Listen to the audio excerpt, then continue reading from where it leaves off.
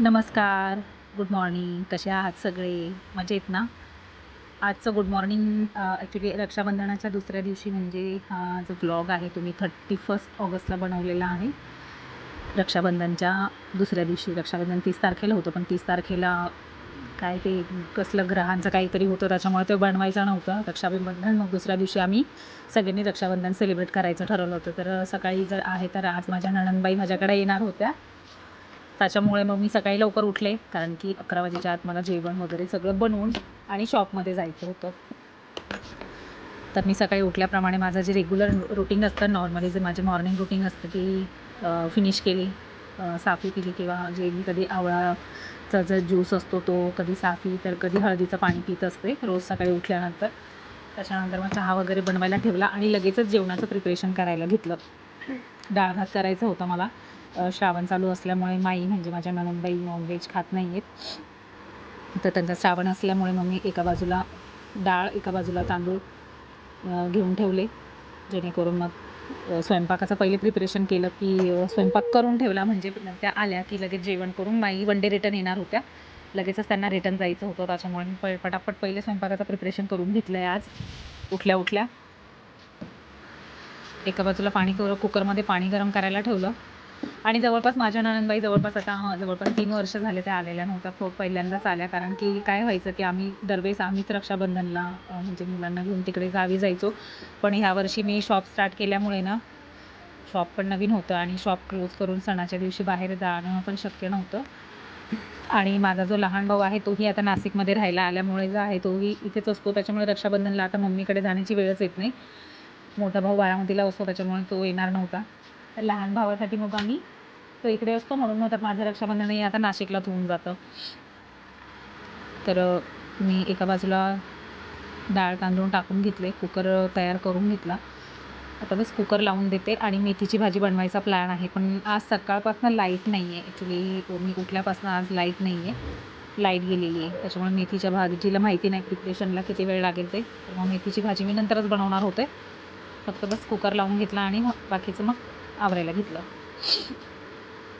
आणि बस रात्री भांडे जरा कधी कधी कंटाळा येतो ना, नाही होत दरवेळेस रात्री भांडे घासून म्हणून. तर रात्रीचे भांडे पडलेले होते, ते पहिले आवरून घेण्याचा विचार केला. आता मी फटाफट भांडे वगैरे घासून घेतले.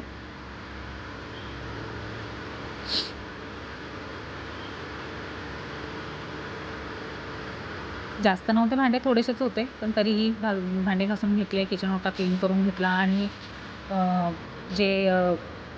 बाकीचं जे डस्टिंग क्लिनिंग जे असतं किचनचं ते करून घेतलं. मला ऑलरेडी एक सवय आहे की जेवण बनवताना किंवा काहीही मला किचन ओटा लगेच क्लीन करायचा असतो. म्हणजे ऑलवेज किचन ओटा एकदम नीट अँड क्लीन पाहिजे असतो मला. मी थोड्या वेळाने मी जेही काही काम करते तर मी लगेच किचन ओटा क्लीन करत असते. आणि आता एका बाजूला कणिक करायला घेतलं, जेणेकरून पोळ्यांचा कणिक करून घेते, पोळ्या वगैरे लाटून ठेवते. आणि लाईट जर नाहीच आली तर मग बघावं लागेल भाजीचं काय होतं काय नाही ते. पण लाईट येण्याची वाट बघते, त्याच्यामुळे भाजी शक्यतो उशिरात करेन. आणि आता जवळपास 10 वाजतच आलेले होते. जरी मी आवरायला घेतला तरी पण जवळपास 9:30 वाजले होते आवरायला घेतले तरी. पण मग बऱ्यापैकी लवकर स्वयंपाक आज करून घेतलेला होता मी. सकाळी लवकर उठले होते, त्याच्यामुळे आज घराचं डस्टिंग क्लिनिंग पण थोडं लवकर झालेलं होतं. आणि असंही सध्या अजून एक त्रास सुरू झालेला आहे की बॅक पेनचा अचानक सडनली खूप जास्त त्रास सुरू झाला आहे. मला माहिती नाही का ते. तर माझ्या ज्या बॅकमध्ये ना खूप सतत कंटिन्युअसली पेन असतो. तर सध्या ती पण एक ट्रीटमेंट चालू आहे. त्याच्यामुळे डस्टिंग क्लिनिंगमध्ये मी फक्त डस्टिंग क्लिनिंगच करते, बाकी झाडू फरची जी आहे ती करत नाही आहे. त्याच्यासाठी आमच्या जे वॉचमॅन ताई आहे त्याही आलेल्या होत्या. त्याही एका बाजूला फरची वगैरे पुसत होत्या, एका बाजूला झाडू मारून घेत होत्या. कारण की थोडे दिवस जी ट्रीटमेंट पूर्ण होईपर्यंत तरी ॲटलिस्ट गोळ्या औषधं चालू आहे तोपर्यंत तरी झाडू फरची करायची नाही असं मी ठरवलेलं आहे. म्हणजे 8-15 दिवस जे काही मला जोपर्यंत रिलीफ मिळत नाही आहे, बरं वाटत नाही आहे, तोपर्यंत तरी ॲटलिस्ट तेवढं तर रेस्ट करणं गरजेचं आहे. कारण एका बाजूने मी गोळ्या घेईन आणि दुसऱ्या बाजूला मी परत तेच काम करत राहीन तर मग मला तो रिलीफ नाही मिळणार. विकीही माझ्याकडेच येणार आहे, म्हणजे भाऊ माझा. त्याच्यामुळे मी विकीचाही स्वयंपाक इकडेच केला, विकीचाही केला आणि माझाही बनवला, पोरांचाही बनवला आणि माईंचाही बनवला. आर्याची तब्येत थोडीशी बरी नसल्यामुळे सध्या आर्याला खूप व्हायरल इन्फेक्शन इतकं जास्त होतं ना की सारखा सर्दी खोकला वगैरे होतोय. त्यातल्या त्यात आर्याचा आदित्यला असं सारखं व्हायरल इन्फेक्शन एकमेकांना हे होत राहतं.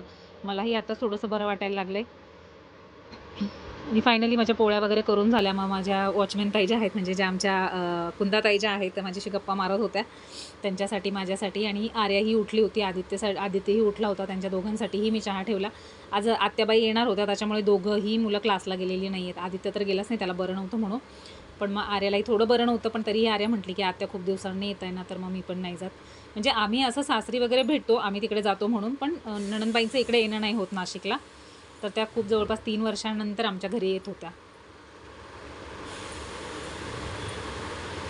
चहा उकळेपर्यंत मी म्हटलं की वरणाला फोडणी देऊन द्यावी. मग वरणाच्या फोडणीसाठी मी एका बाजूला मिरच्या कापायला घेतल्या, कोथिंबीर, एका बाजूला लसूण घेतला आणि तो पटकन चॉपिंग करून घेते. तेवढं चॉप झालं की लगेच वरणाला फोडणी देते, म्हणजे मग स्वयंपाकाचं प्रिपरेशन पूर्ण होऊन जाईल. म्हणजे स्वयंपाक पूर्णच झाला की टेन्शन नाही राहणार मला, आणि मी वेळेत शॉपमध्ये पण जाऊ शकेन. बिझनेस म्हटल्यानंतरही खूप टेन्शन असतं ना, की बिझनेसच्या वेळेत आपल्याला माहिती आहे की आता सणवार आहे, तर कस्टमर असणार आहेत, तर आपल्याला लवकर जावं लागणार आहे. आपण शॉप बंद नाही ठेवू शकत किंवा वेळ नाही वाया घालवू शकत. तसं तर विद्याताईंनी, मी घरी आहे म्हणून मग विद्याताईंनी तेवढं ॲडजस्ट करून घेतलं. विद्याताईंनी ऑलरेडी शॉप ओपन करून घेतलेलं आहे, त्या ऑलरेडी शॉपमध्ये आहेत. म्हणजे ही दोघी जणी असल्यामुळे ना आम्हाला एक आहे की कामाचं आहे ना, एक मॅनेजमेंट होऊन जातं आमचं. जर आता माझ्याकडे गेस्ट येणार होते, तर त्यांनी लगेच शॉप ओपन करून घेतलं आणि त्या स्वतः शॉपमध्ये जाऊन थांबल्याही. म्हणजे ही जी अंडरस्टँडिंग आहे ना दोघींमधली, ती खूप महत्त्वाची आहे आमच्यात, आणि ती आहे गरजेचीच आहे. त्याच्यामुळे ताईंनी शॉप ओपन केल्यामुळे मला आता तेवढं टेन्शन नाही आहे. म्हणजे मी अगदी निवांत सगळं जेवण वगैरे आवरून मग शॉपमध्ये जाऊ शकते.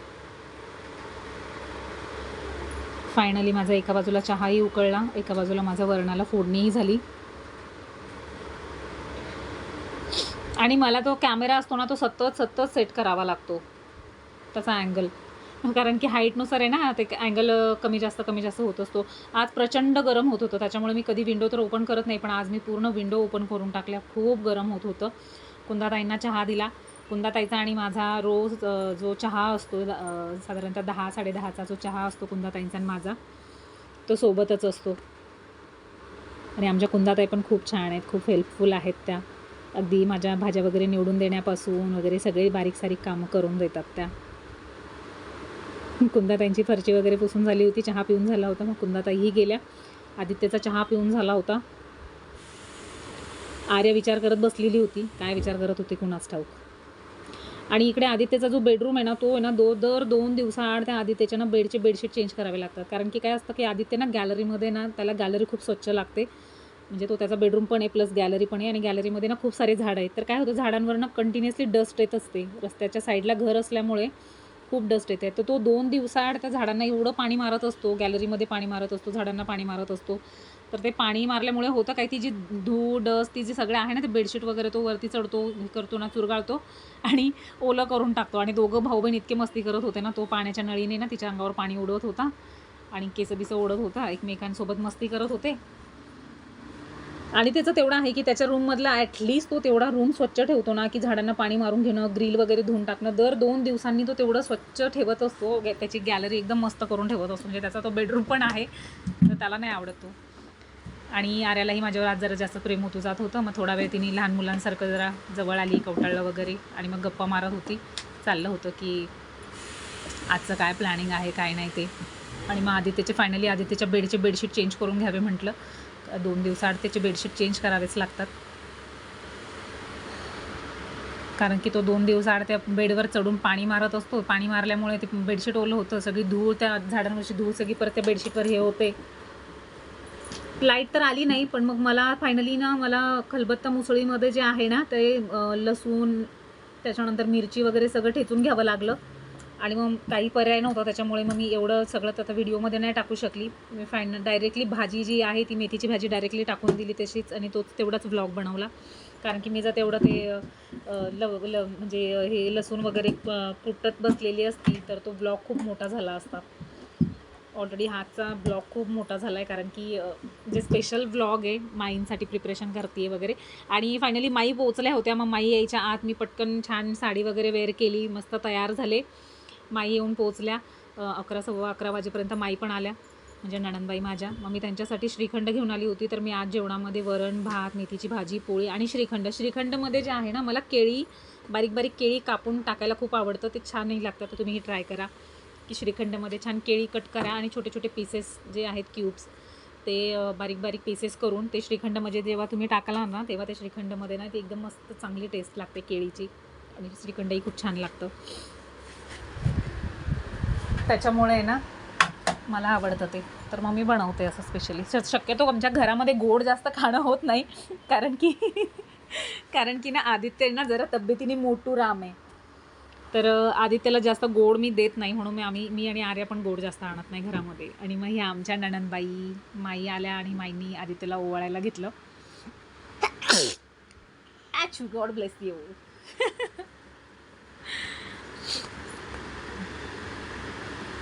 तशा तर नणंदबाई आमच्या म्हणजे वाटतच नाही की नणंदबाई आहेत असं. ऑलवेज त्यांनी ना आम्हाला पहिल्यापासूनच असं ट्रीट केलं आहे ना, की एकदम मोठ्या बहिणीसारख्या वाटतात त्या आम्हाला. कधी असं वाटत नाही की आल्यानंतर पण अशा काही फॉर्मॅलिटीज नसतात त्यांच्या. अगदी सिम्पल आणि छान आहे, खूप स्वभाव आणि मस्त आहेत. सांभाळून घेतात आम्हाला, खूप जास्त समजून घेतात. असं वाटत नाही की नणंद आहेत म्हणून. असं ऑलवेज असं वाटतं की एक मोठी बहीणच आहे आमची असं. दोघंही आमच्या नणंदबाई, 2 नणंदबाई आहेत मला. तर दोघंही नणंदबाई माझ्या सेम तशाच स्वभावाच्या आहेत. खूप छान आहेत, खूप प्रेमळ आहेत, मोठ्या बहिणींसारख्याच आहेत. म्हणजे अगदी लहान बहिणी असल्यासारख्याच आम्हाला समजून घेतात. असं कधी कधी फॉर्मॅलिटीज नाही करावं लागत आम्हाला त्यांच्यासाठी, किंवा काही रिस्ट्रिक्शन्स नाही आहेत आम्हाला आमच्या याला. माईंनी विकीला पण ओवाळून घेतलं, ऑप्शन करून घेतलं.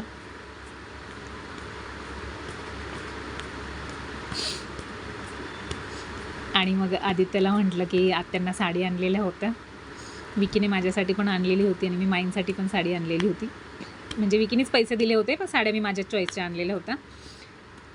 तर मग आणि आदित्यने मस्त बसल्या जागेवरच छान पाया पडून घेतला आत्याचा. उठायचंही कष्ट नाही घेतले. किती आळशी मुलगा आहे हा, काय करावं याचं. वरून बोलून म्हणतात की आत्या इकडे या, मला पाया पडून घेऊ द्या इथे बसूनच. आणि मग आता आदित्य आणि आर्याचं ऑप्शन करायची वेळ आली. ऑलरेडी त्यांच्या सकाळपासून इतकी नोकझोक चाललेली होती नाही का, इतकी मस्ती करत होते. आधीच एकमेकांवर चिडत होते, ओरडत होते. ती त्याला म्हणत होती थांब मी तुला राखीच नाही बांधत, मग तो म्हटला हा थांब मी तुला गिफ्टच नाही देत. असं सगळं चाललेलं होतं. मग तरी फायनली तिने ऑप्शन केलं. आणि मग मला आर्या म्हटली की मम्मी अगं फोटो काढ ना, नुसता व्हिडिओ बनवशील आणि फोटो काढणार नाही तर काय फायदा, मला स्टेटसला ठेवू देत. म्हणून मग मी विकीचा फोन घेतला आणि फोटो वगैरे काढून घेतले त्यांचे सगळ्यांचे. ॲक्च्युली फोटोज जे आहे मेमरीज असतात, जसा तर व्हिडिओ तर आहेच. ब्लॉगमध्ये तर ऑलवेज ते दिसतातच, ते कधीही बघू शकतात स्वतःला. पण तरीही एक फोटो काढणं म्हणजे स्टेटसला लगेच फोटो ठेवता येतात ना. मग आदित्यने तिला एक छोटंसं त्याच्याकडून कॅडबरी सेलिब्रेशनचं एक सरप्राईज गिफ्ट आणलं होतं, ते तिला दिलं आणि बसल्या जागेवरून पाया पडला. तर आर्या म्हणते की अजिबात नाही, खाली वाग, डोकं ठेव माझ्या पायांवर, मग पाया पड. पण मग तरीही त्या काहीच नाही. खरं तर भाऊ बहीण अशीच असते ना, टॉम अँड जेरीसारखी. म्हणजे ते कितीही दाखवू देत, कितीही प्रेम आहेत वगैरे, पण एक एक सेकंदाला त्यांना एकमेकांसोबत भांडायचं असतं. आणि हे दोघं तर असे आहेत ना की दोघं पहिलं खूप भांडतील मस्तपैकी, आणि मी जर दोघांना ओरडायला लागले ना की लगेच एका साईडने होऊन जातात आणि मग मला हे करतात की नाही नाही मम्मी आम्ही कुठे भांडतोय, तो आमच्यात नको पडत जाऊ, आम्ही आमचं करतो ना छान हे, तर आमच्यामध्ये नको हे होत जाऊ. म्हणजे त्यांच्यामध्ये त्या दोघांच्या भांडणामध्ये पडलं ना की आपल्यालाच वाईट बनवतात ते. मीही विकीला आणि आदित्यला ओवाळून घेतलं. आदित्यला ऑलरेडी त्याच्या बहिणीने राखी बांधली होती, त्याच्यामुळे मी काय बांधली नाही. मी फक्त त्याचं ऑप्शन केलं आणि मी 2-4 फोटोज क्लिक करून घेतले.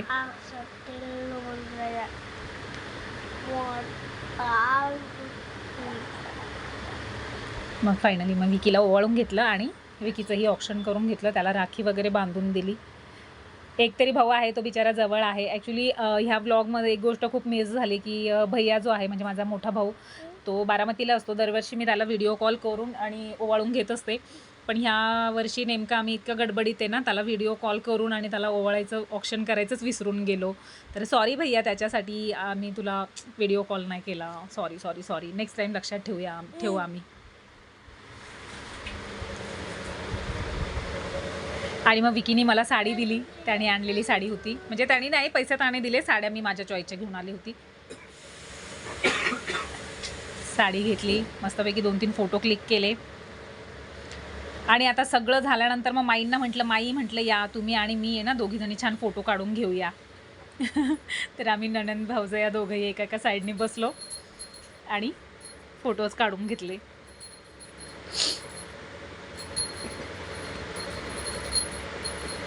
माईंचा ॲक्च्युली हा पहिलाच ब्लॉग आहे, म्हणजे माझ्या सासरच्या मंडळींचा माझ्या ब्लॉगमध्ये पहिलाच आहे माझा ब्लॉग.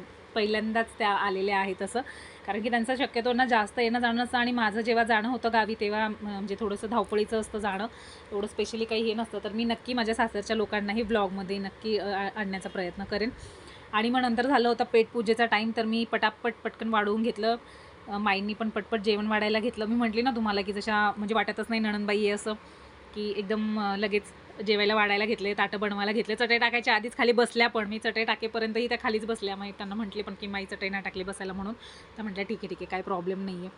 तर थँक्यू, अशा छान नणंदबाई मिळाल्यात आम्हाला. त्याच्यामुळे आमच्या आयुष्यातल्या कधी असलेल्या कमी ना आम्हाला कधी भासतच नाही. त्या कधी उणीव भासू पण नाही देत आम्हाला. खूप चांगलं ट्रीट करतात.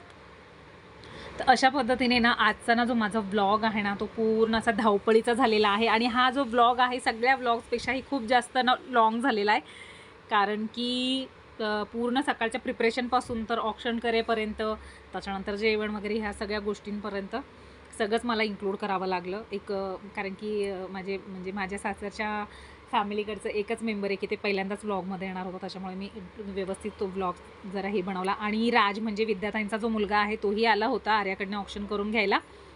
तर मग आर्यानी राजलाही राखी वगैरे बांधून दिली, ऑक्शन करून घेतलं. राजनेही तिचा नमस्कार वगैरे केला. आणि आजचा जो व्लॉग आहे तो तुम्हाला कसा वाटला हे नक्की सांगा, कमेंट्स करत चला. ज्यात तुम्हाला जर काही चांगलं वाटलं व्लॉगमध्ये तर नक्की कमेंट्स करत चला. आणि माझ्या चॅनलला असंच लाईक करा, शेअर करा, सबस्क्राईब करा आणि माझे सगळे व्हिडिओज बघण्यासाठी बेल नोटिफिकेशन आयकॉनवर क्लिक करत चला, जेणेकरून माझे येणारे सगळे व्हिडिओज जे आहेत ते तुम्हाला कंटिन्युअसली बघायला मिळतील. तर thank you so much. Bye bye.